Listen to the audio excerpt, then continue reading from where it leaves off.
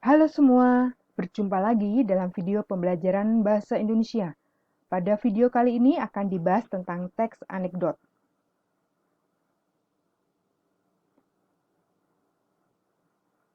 Pokok bahasan pada video kali ini: 1. Definisi, 2. Ciri-ciri anekdot, 3. Fungsi anekdot, dan yang keempat, struktur dan kaidah kebahasan anekdot. Mari kita bahas satu persatu. Definisi dari anekdot adalah cerita singkat yang menarik karena lucu dan mengesankan, biasanya mengenai orang penting atau terkenal dan berdasarkan kejadian yang sebenarnya. Definisi ini berdasarkan atau menurut Kamus Besar Bahasa Indonesia.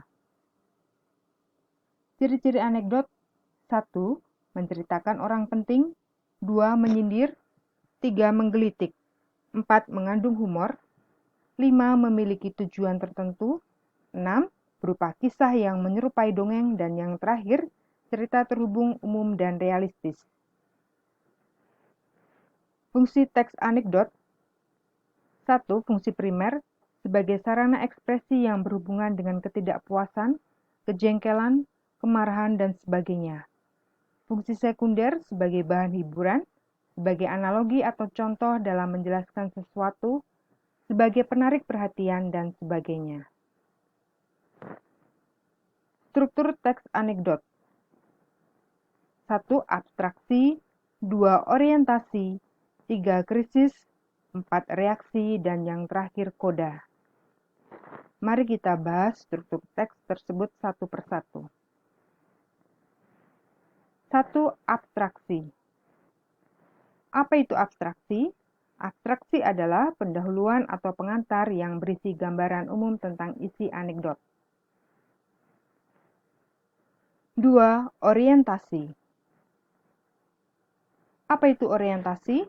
Orientasi berfungsi sebagai pembuka cerita dengan menceritakan tokoh atau latar terjadinya peristiwa dalam anekdot itu.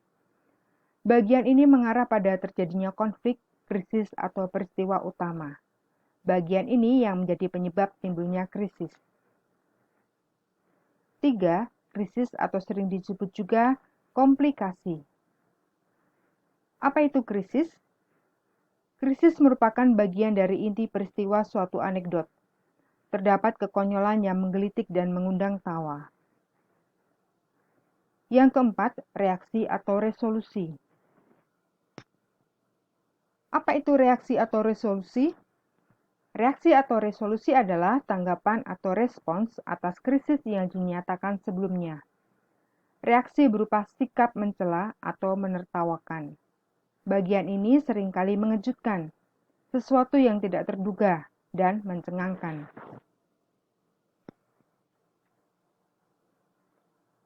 5. Koda. Apa itu koda? Koda merupakan penutup atau kesimpulan sebagai pertanda berakhirnya cerita dan bersifat opsional, artinya boleh ada dan boleh tidak. Biasanya berupa persetujuan, komentar, atau penjelasan atau maksud cerita. Kemudian biasanya ditandai oleh kata-kata itulah, akhirnya, demikianlah. Contoh teks anekdot. Bacalah contoh berikut ini dengan cermat.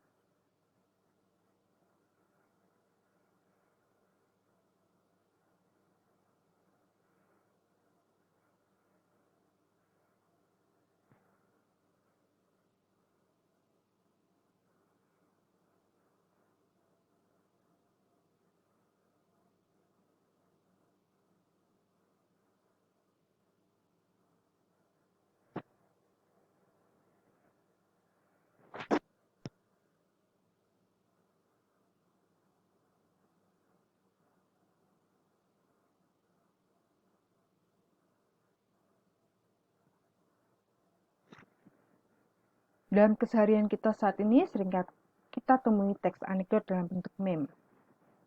Berikut contoh-contohnya.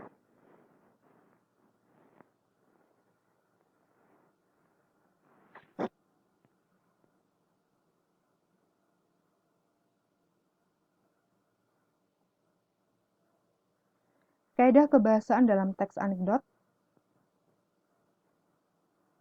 menggunakan kalimat langsung dan tak langsung, menggunakan kalimat imperatif, menggunakan kalimat seru atau interjeksi, menggunakan kata kerja material, menggunakan kata ganti orang ketiga, menggunakan keterangan waktu, dan menggunakan konjungsi waktu, baik itu temporal maupun kronologis. Demikian pembahasan tentang teks anekdot. Terima kasih.